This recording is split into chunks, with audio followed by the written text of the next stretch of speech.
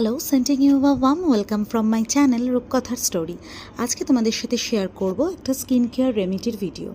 ঘরের বাইরে পা রাখলেই যাদের ট্যান নিয়ে ঘরে ফিরতে হচ্ছে তাদের জন্য স্পেশালি ভিডিওটা।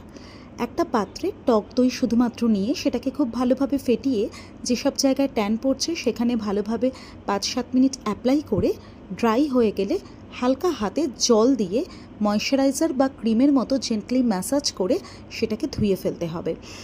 এটা কিন্তু যাদের ধরো ড্রাই স্কিন তারা রেগুলার বা নর্মাল টু ড্রাই স্কিন তারাও রেগুলার ইউজ করতে পারো ফ্রেশ হওয়ার আগে, তাতে ট্যানটা খুব ভালোভাবে কিন্তু উঠে যাবে। কিন্তু যাদের ধরো অয়েলি স্কিন বা মুখে পিম্পলসের সমস্যা আছে বা সেনসিটিভ স্কিন বা পিসিওডি পিসিওএসের সমস্যা আছে তাদের জন্য এটা অ্যাভয়েড করাই ভালো।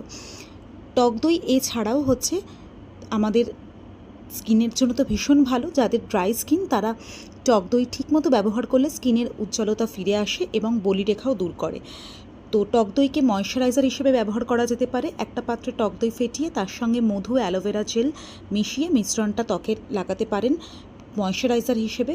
এছাড়া স্ক্রাব হিসেবেও লাগানো যেতে পারে। ওটমিল গুঁড়ো অথবা কফির গুঁড়ো নিয়ে টক দইয়ের সঙ্গে মিশিয়ে সেটাকে ভালোভাবে স্ক্রাব হিসেবে অ্যাপ্লাই করলে সেটা স্কিনের যা ডেড সেল আছে সেটা টক দই খুব সহজে তুলে দেয় এবং স্কিন হয় ভীষণভাবে উজ্জ্বল ও মসৃণ।